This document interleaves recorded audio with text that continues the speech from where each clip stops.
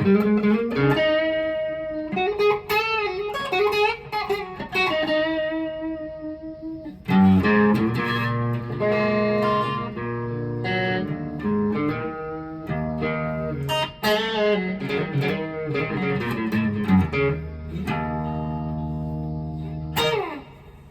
going on, everybody? Dango Torres here.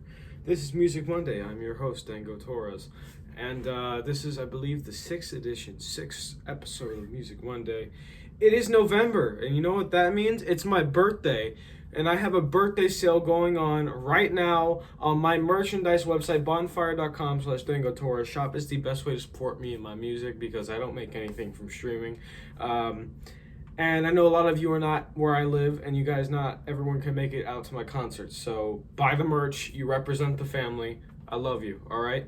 Now today we're going to be talking about the writing process in in lots of music, and really any music. There's going to be, unless you're just like a formulaic copycat, there's going to be some sort of writing process that gets you to a point where you have a song that is unique in its own sense. So I just want to sort of talk about, my 2 cents and my experience as a songwriter, and just sort of what can get me inspired, how I use that inspiration, and etc., and so on and so on.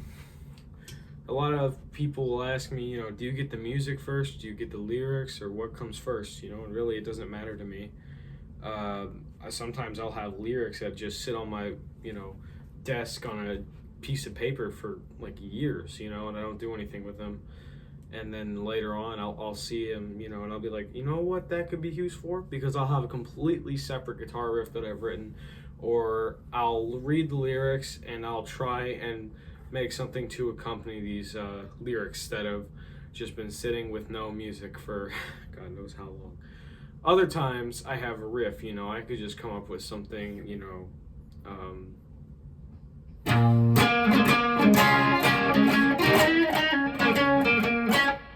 Oh, I've been praying.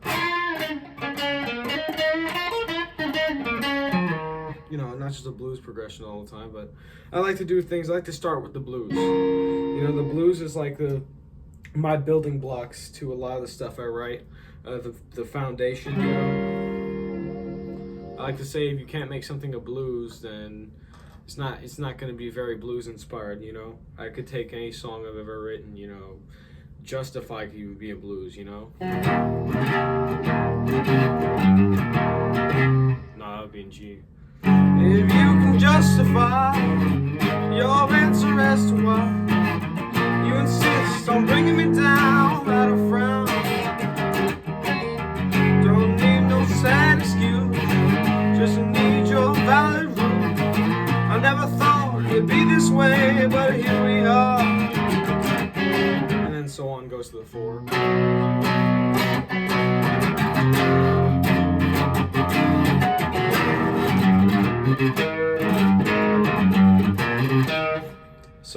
So on. But it like that wasn't even like I've never done that before. Like just doing that right there. But a lot of the things I do goes back to the blues, and that's just as a blues player, a blues singer, blues songwriter.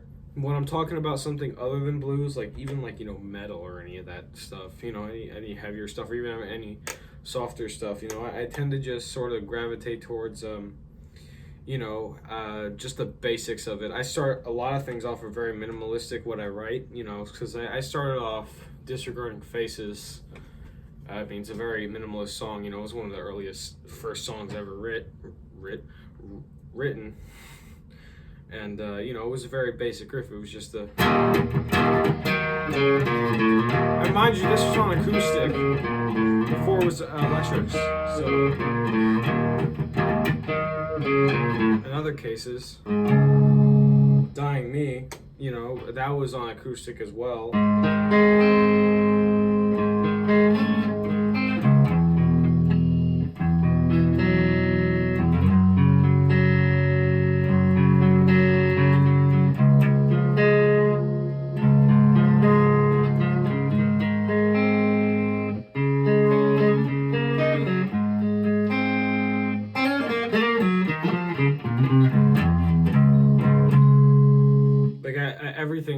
everything, if it's not, there's been very few songs that I started out writing on electric. Now, what's weird about that is you would think, oh, well, it's metal, you want to start off on the, electric, and so you could go, it sounds good, but you'd be surprised how many times, I'll just be screwing out of my acoustic, and literally this is what happened when I wrote Disregarding Faces. I went,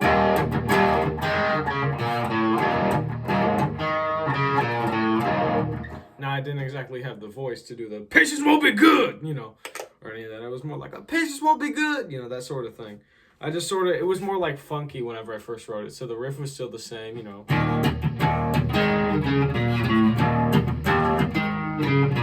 Patience won't be good. It'll take it long. You don't see no truth. Lying is the song. And so on and so on. I didn't exactly do those full chords, but I was in a very weird phase in my life there. That's where I was listening to a lot of Metallica and a lot of other stuff. But point blank being, a lot of stuff starts out acoustically. If you can't play it acoustically, not just if you can't make it into a blues, but if you can't, more importantly, if you can't make it acoustic, in my opinion, if I can't make something acoustic that I write, it's just, it's either like progressive death metal, or even still I can do some songs like that and give them an acoustic twist. But I like to play around with things. I like to format things differently. I like to just see where things fit and where they don't, and that's sort of how I find the ideal sound for a song. Because I could play something in a blues setting the same way I played in a metal setting, and it wouldn't work. And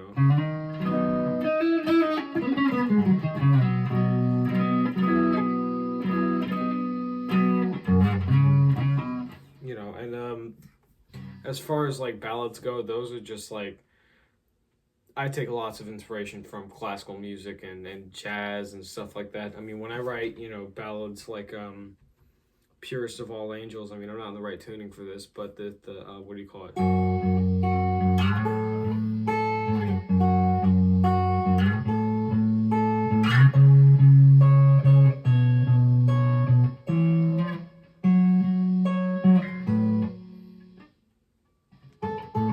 Whatever it was, it's weird because I'm in open D tuning when I'm playing that song. It's sort of like I have these sort of melodies in my head, and I like to screw around with them a bit, change them up, because initially I think I had something around along the lines of like,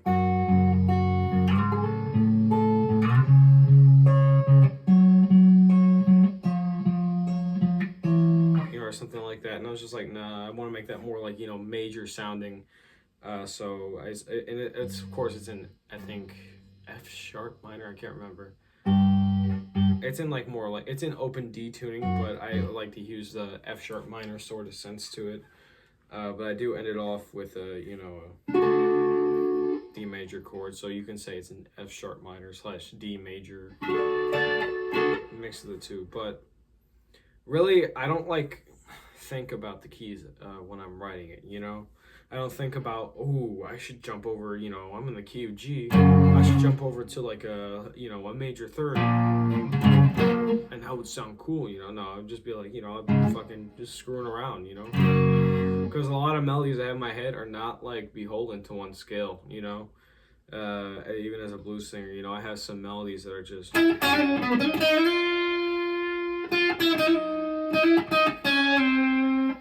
even that's like 3 different scales into one. But yeah, I mean, it really doesn't matter. They say you have to learn all this music theory. They say you have to be, classically trained to write something that's truly brilliant. But like, if you think about it, like, the Beatles didn't know music theory. They wrote some of the best pop music ever.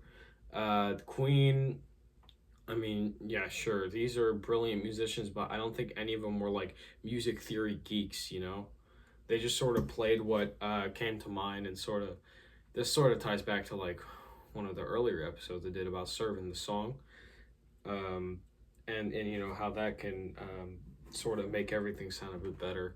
It's just whatever sounds good, There's no form. I wouldn't, if I were like a new songwriter, This is my advice to new songwriters: don't use formulas. You're gonna sound like literally everybody else. Come up with something original. You know, put time into your writing and actually think about, um, not just it does this sound like anything else that's ever been written, because you're gonna be hard. It's gonna be hard to find something that, the same two chords that are just completely original. You're gonna need to just think outside the box, is what I did. Now, when I was in my early days, TBI was like a lot of those songs on there, like very like early songs. I mean, Disregarding Faces, Back to Houston, Dying Me, shoot, I can't remember what else, but there's a lot of like early like songwriting examples on there. I mean, I literally listened to Lagrange by ZZ Top and I was like, oh shit, Back to Houston sounds like Lagrange. But that's what everyone says, but it's not the same notes. It's not in the same key either. So, I mean,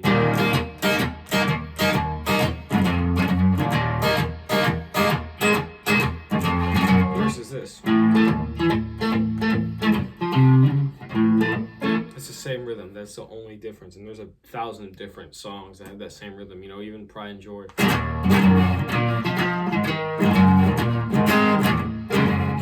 Yeah, same. It's just a shuffle rhythm.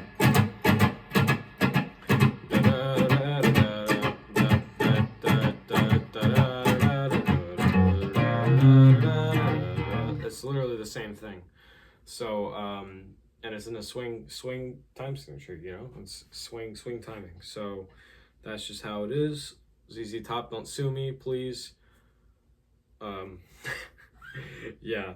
All jokes aside, though, don't over stress. Though I wouldn't overthink trying to create something really freaking original, because you're gonna make something that's gonna sound like trash. And the only things you can 100% guarantee you can make is if you tune all your strings to weird freaking hertz. And let's say I tune my E string. That's original, isn't it?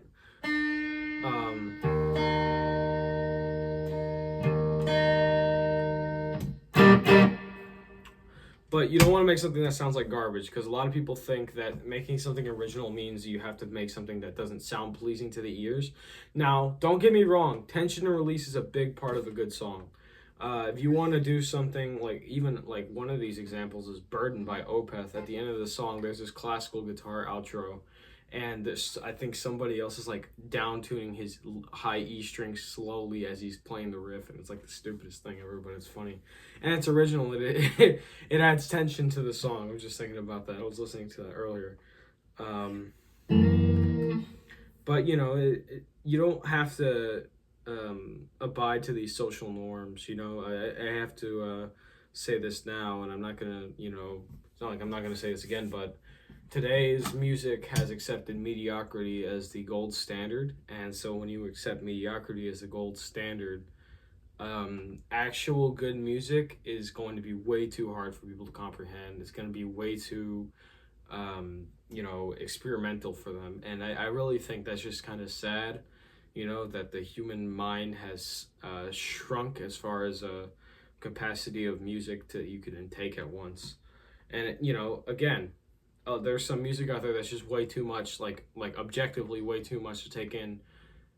That just makes it bad. But there's music out there like progressive metal or anything. Like, yeah, metal might not be your style, but you gotta admit those musicians put everything that they have into their songs.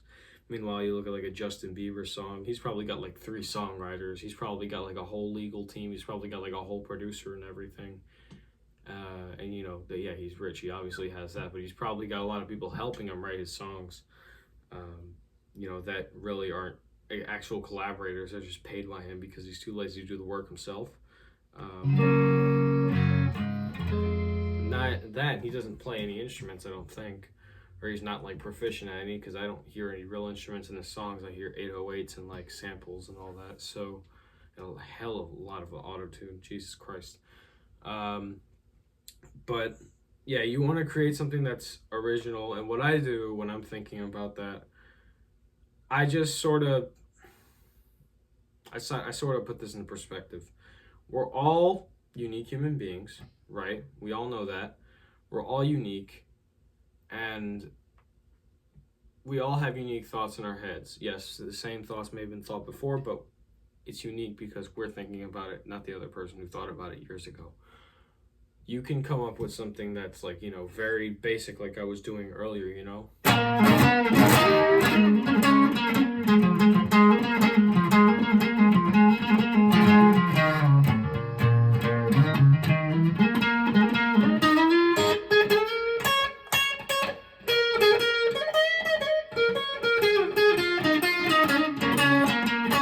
That's basically just doing some weird waltz up and down the B flat minor pentatonic scale. But it's just what I just had in my head, like just 5 seconds ago, and what came out of the guitar when I started putting my fingers down and playing the notes.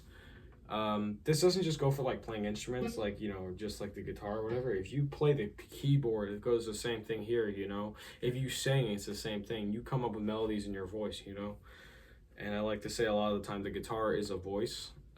Even if you sing, the guitar is still like a part of your voice, You gotta make it sing. So that's why you don't see me going, I can't even do that. Like my fingers don't even move that fast, but I just I'm not really attracted by really fast playing, I mean, yes, in moderation, very, very slight moderation, it can be useful in some situations, but I find it a lot more, how do I say this? A lot more fulfilling when I listen to something that's just like really, really like, dumbed down, but it's still like it serves a song, Because something could be really simple and really easy, like, B.B. King, I think I've mentioned him once, but he plays these like 4 notes, and it's like, this is a whole box, and he literally can stay in that box for like a whole solo. He's got like a whole like penta box of notes, and he uses those notes, and